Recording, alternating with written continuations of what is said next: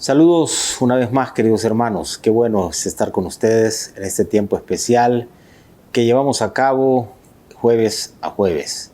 Estamos en este contacto y tenemos la bendición de estar juntos, ustedes allá en casa, compartiendo en familia, un formato de muchísima bendición, y yo acá, pues teniendo el gusto de llegar allá a sus hogares y compartir con ustedes. Así es que un abrazo cariñoso y de veras que estos tiempos vayan siendo tiempos especiales de comunión con Dios, pero también de comunión en el hogar, comunión en familia, para estar ahí, reunir los hijos, reunir la familia, como siempre digo, en los diversos formatos en que ésta pudiese estar. A veces es mamá con hija, a veces es papá con hijos o mamá con hijos, o esposos recién casados, o ya esposos con padres con sus hijos, o está tal vez una tía, suegra, en fin, todos los formatos familiares. Importante que nuestra casa se abre ahí, se dispone para convertirse en una extensión de nuestra iglesia, en un grupo CCI en hogar. Hoy el estudio 54 del Evangelio según San Mateo. Y aquí vamos a ver cómo Jesús es presentado ante Caifás, luego cómo es negado por el discípulo que prometió no negarlo nunca, que fue Pedro. Vamos a ver del capítulo 26, que hemos estado concentrados ahí, los versículos 57 hasta el 75. Vamos a ir al estudio del texto. Recuerden que la dinámica es que yo leo un poco y hago los comentarios respectivos según voy sintiendo es oportuno enfatizar. Dicho sea de paso, usted puede recibir este estudio, si usted lo solicita, a su celular, como tengo yo acá, su dispositivo móvil. Usted puede tenerlo ahí, nosotros se lo enviamos semana a semana. Importante que usted lo pueda solicitar. Va a aparecer un número telefónico ahí donde usted puede solicitar este estudio para que llegue a sus manos y usted entonces en familia pueda dar seguimiento y de paso lo va conservando ahí como algo que puede tener a la mano. Bien, el estudio del texto. Jesús es llevado a la casa de Caifás. Vamos a ver esto de los versículos 57 al 58. Recuerden, capítulo 26 del Evangelio según San Mateo. Los que habían arrestado a Jesús, de ahí venimos en nuestro estudio antepasado, ya que la semana pasada tuvimos el levantamiento de nuestra ofrenda misionera. Estos que habían arrestado a Jesús lo llevaron a la casa o al palacio de Caifás, quien ese año era el sumo sacerdote o jefe de todos los sacerdotes, que vamos a ver un poquito más adelante de qué se trata esto. El evangelista Juan señala que antes había tenido Jesús una audiencia preliminar con Anás, que era suegro de Caifás. Dice así el texto: tiempo atrás Caifás le había dicho a los judíos que le convenía a ellos más la muerte de un solo hombre con tal de salvar a todo el pueblo. En casa de Caifás estaban reunidos los escribas y los ancianos en ese lugar. Y estos maestros de la ley también estaban en ese mismo lugar. Recuerden que esta gente, que eran fariseos, escribas, maestros de la ley, todos ellos anduvieron permanentemente, constantemente, asediando a Jesús, viendo de qué lo podían acusar, tratando de ponerle trampas a Jesús, porque era una clase religiosa basada en todo lo que era la ley mosaica, en guardar todos los mandamientos. Era una religiosidad de carácter más superficial que no tenía nada que ver con una relación profunda y personal con Dios. Ellos sentían una amenaza en la persona de Jesús. Por eso es que buscaban de alguna manera encontrar la forma de poderlo atrapar para deshacerse de él. Ahí lo tienen ya en otro contexto. En este momento se encuentra en el palacio de Caifás y están todos ellos reunidos. Aquí se destaca: estaban los maestros de la ley y estaban también los líderes del pueblo, quienes eran miembros del concilio o de Sanedrín, como se llamaba en ese momento. Todo esto era un tema estrictamente de carácter religioso. Sin importar que estaban violando sus propias leyes cuando celebraban un juicio de noche, ya que la ley indicaba que no se podía llevar a cabo ningún momento como este en horas nocturnas, lo que tenía que ser de día. Pero ahí estaban ellos mismos, vea usted, violentando la propia ley que ellos enarbolaban como algo que se tenía que guardar. Es posible que esta reunión fuese una reunión informal, convocada de forma rápida con la intención de pasar a Jesús luego a Pilato, acusándolo de ser alguien peligroso, por cuanto pretendía ser el Mesías, por razón de que el concilio no podía llegar a un veredicto en un caso capital durante la noche ni reunirse en la víspera del día de reposo o de una festividad. El concilio Sanedrín era la asamblea o consejo de ancianos del pueblo de Israel. Era de hecho la corte suprema de la ley judía, cuya misión era administrar justicia interpretando y aplicando la Torá. A la ley sagrada, o sea, la Torá, mejor dicho, la ley sagrada. Era competente en asuntos religiosos, en asuntos penales, en asuntos civiles. Sin embargo, aunque el Sanedrín podría entender de las causas que eran propias, no podría condenar a nadie a muerte. Es decir, que el Sanedrín podría venir y traer a alguien, sin embargo, no tenía la autoridad para decir, esta persona por haber violentado esto, lo podemos entonces condenar a muerte. Pedro, destaca el texto, siguió a Jesús desde lejos hasta el patio de la casa de Caifás y se sentó con los guardias para enterarse en qué acabaría el arresto de Jesús. En un pasaje paralelo en el Evangelio de Juan se hace notar que Pedro iba acompañado de otro discípulo, quien sí entró con Jesús al patio del sumo sacerdote, y se asume que pudo haber sido el mismo Juan. Entonces están los dos escenarios ahí. No pierda de vista esto. Está Jesús con maestros de la ley, con escribas, con fariseos, con todos los miembros del Sanedrín, y están en la casa del sumo sacerdote.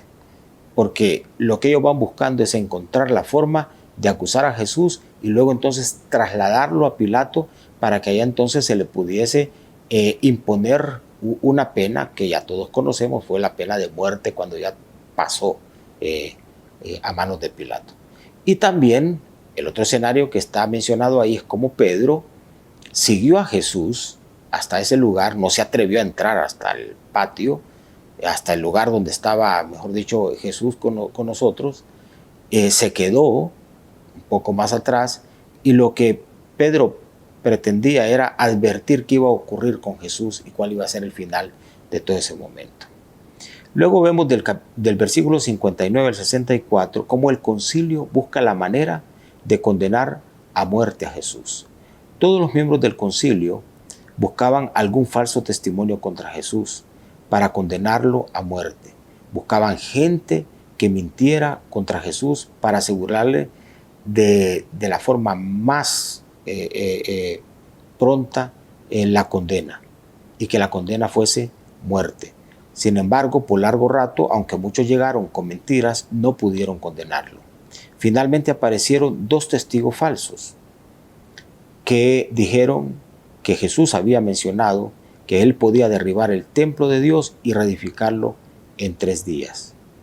Para dar una apariencia de legalidad al veredicto que ellos iban a dictar, que ya habían decidido imponer, que no, en realidad era un tema que ya lo tenían en su corazón, no iba a variar, ellos iban a buscar la manera como fuese posible porque tenían a mano a Jesús. Entonces, aunque estos testimonios de estas personas eran testimonios que no decían de alguna manera una cosa falsa, porque en efecto Jesús mencionó eso, pero cuando Jesús se refirió a ese tema, no se refirió al templo en sí físico, sino que se refirió al templo de su propia vida, que si ese templo se destruía, a los 3 días iba a ser reedificado. Y Jesús lo que estaba mencionando en ese texto que está en las Escrituras es cómo él, al morir, iba luego a los 3 días a resucitar. Sin embargo, ellos no entendieron eso. No entendieron eso. Y quisieron utilizar precisamente ese argumento de esa propuesta de estas personas como el argumento suficiente para venir y entonces condenar a Jesús. Ellos no entendieron que de lo que Jesús hablaba era de él y no del templo físico. Luego encontramos cómo Caifás rasca sus vestiduras al considerar una blasfemia la respuesta que Jesús les hace en un momento determinado. Esto del verso 65 hasta el verso 68. Al oír la respuesta que Jesús le dio a lo que ellos estaban mencionando y considerándola una blasfemia, Caifás lo que hizo fue que rasgó sus vestiduras. Quizá más en señal, dice acá la lectura, de enojo que de dolor por lo que estaba escuchando. Y protestando dijo: ha blasfemado. ¿Qué necesidad tenemos de más testigos? Ustedes acaban de oír su blasfemia. Y aprovecha ese momento para pedirles a los miembros del concilio su parecer, para que den su veredicto. Y ellos lo anuncian a gritos y dicen: él es culpable, merece morir. De inmediato comenzaron a maltratarlo, unos lo escupían, otros le daban puñetazos en el rostro, otros lo abofeteaban y otros se burlaban de él pidiéndole que les dijera quién lo estaba golpeando. Sin embargo, para Jesús, estas crueldades y burlas eran para él una firme confirmación de que en verdad era el Mesías, el amado Hijo del Padre, en quien se estaba cumpliendo las profecías pronunciadas por otros, por David, por Isaías y por él mismo. Antes David había descrito el sufrimiento del Mesías. Yo soy más gusano que hombre, un ser despreciable del que todos se burlan. Los que me ven se burlan de mí, me hacen muecas, sacuden la cabeza y dicen: este puso su confianza en el Señor, pues que el Señor lo salve. Que venga el Señor a librarlo, ya que Él se complacía.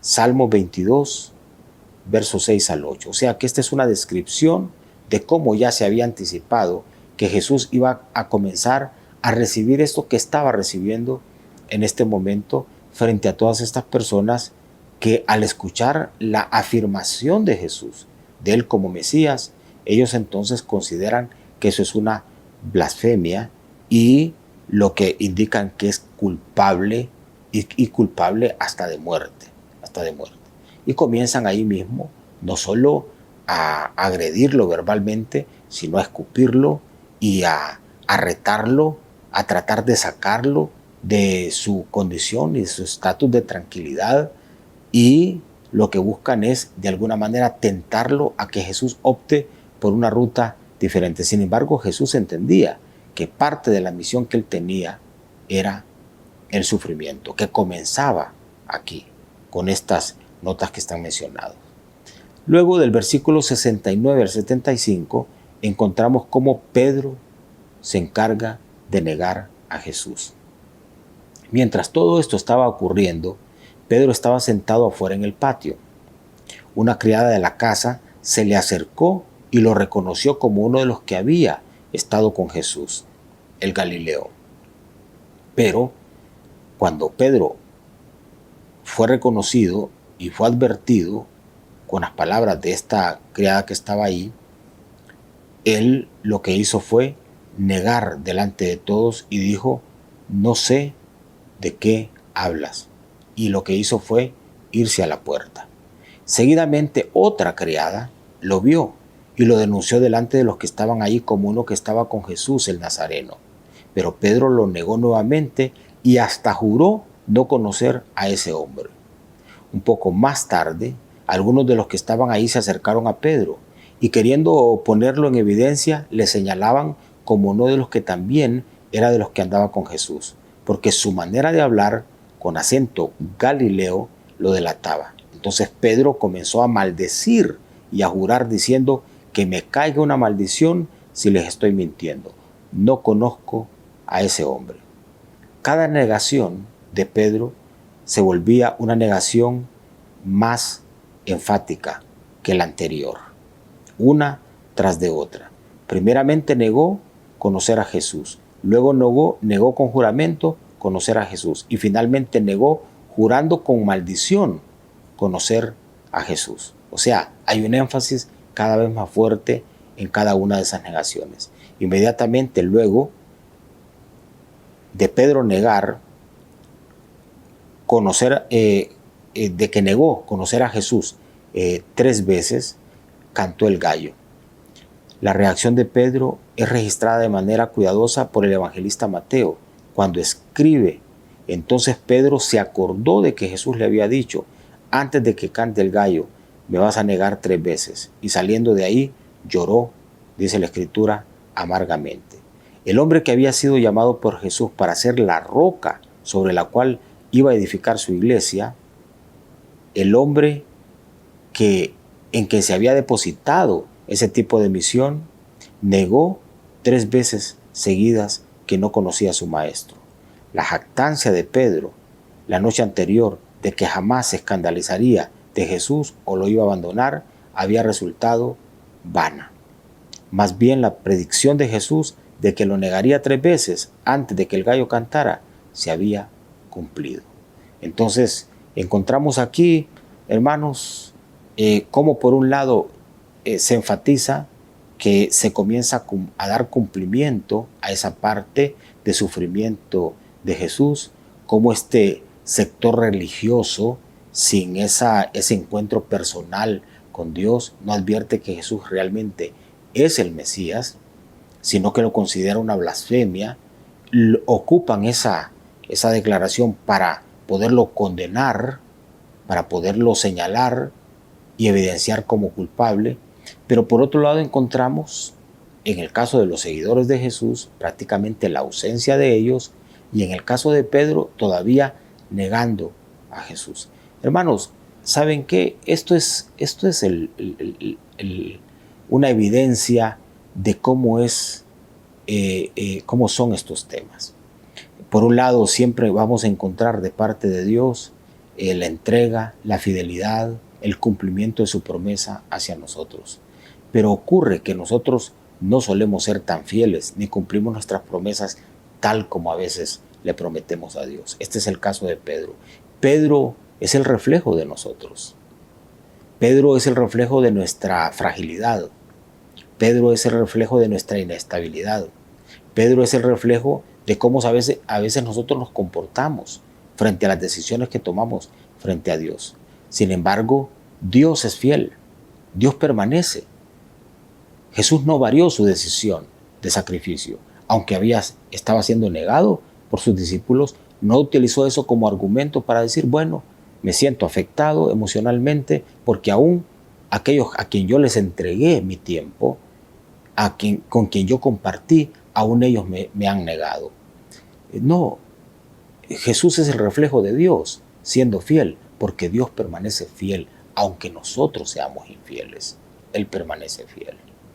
Y Pedro, insisto, es el reflejo de nuestra infidelidad. Luego se genera, como lo vamos a ver más adelante, ese reencuentro entre Jesús y Pedro, donde precisamente Jesús viene para reanimar a Pedro en su misión y en su tarea, porque así ocurre. Nosotros le fallamos a Dios y Dios siempre insiste con nosotros en darnos no una, no dos, ni 3, sino todas las oportunidades necesarias para que nos podamos reencontrar con Él y podamos orientar nuestra vida en su diseño y en su propósito. Muy bien, aquí nos vamos a detener en este estudio que es el estudio 54, que lo hemos basado en este capítulo 26. Déjenme entregarles el versículo que nos va a servir para reflexionar y de paso, si se puede memorizar, extraordinario. Mateo capítulo 26, verso 64. Jesús le respondió, tú lo has dicho. Es la respuesta que ellos consideraron como blasfemia, ¿verdad? Y además les digo que desde ahora verán al Hijo del Hombre sentado a la diestra del Poderoso, venir en las nubes del cielo. Este fue el testimonio y la declaración de Jesús que ellos consideraron como una blasfemia y sirvió como argumento para acusar a Jesús por parte de todo ese sector religioso que estaba ahí reunido. Mateo capítulo 26, verso 64. Muy bien, vamos a concluir, como siempre, honrando al Señor con nuestros bienes ahí en casa, orando juntos en este momento y también al final vamos a terminar adorándole. Aprovechemos, insisto, estos momentos de estar en casa y en familia para ir profundizando en el estudio de la palabra del Señor y de paso también comunión con Él, comunión entre nosotros, edificando nuestro hogar y fortaleciendo nuestra vida espiritual. Vamos a orar.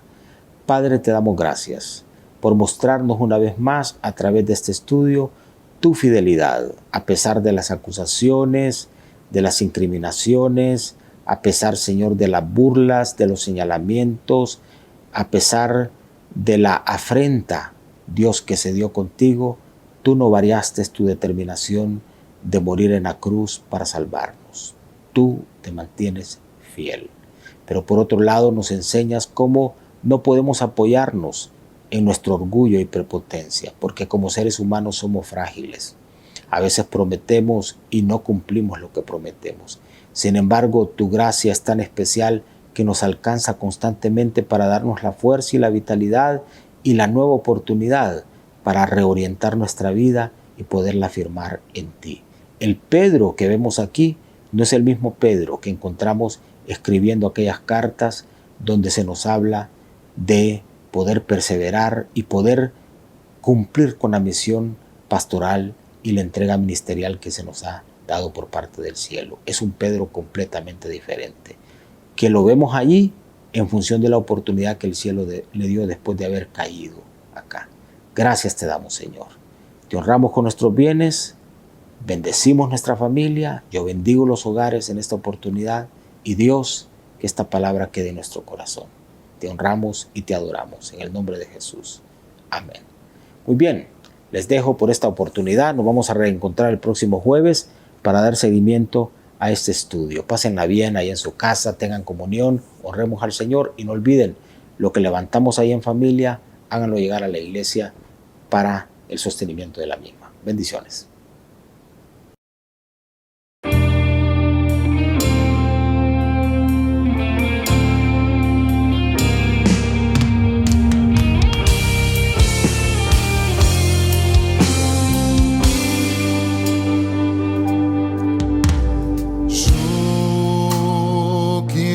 Más de ti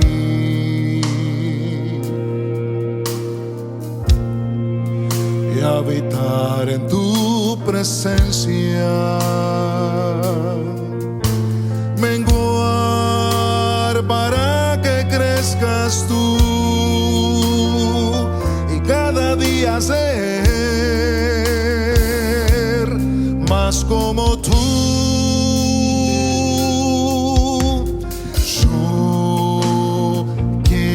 Más de ti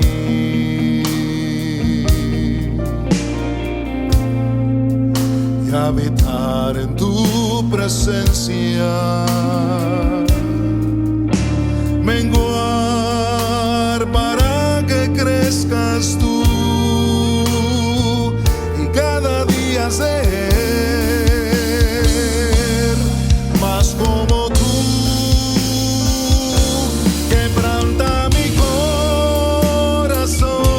Quebranta mi vida, entrego mi voluntad a ti.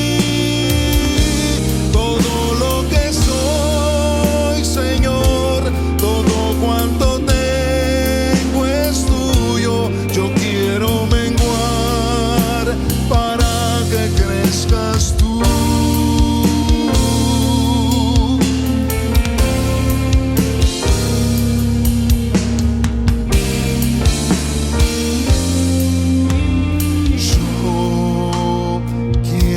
Más de ti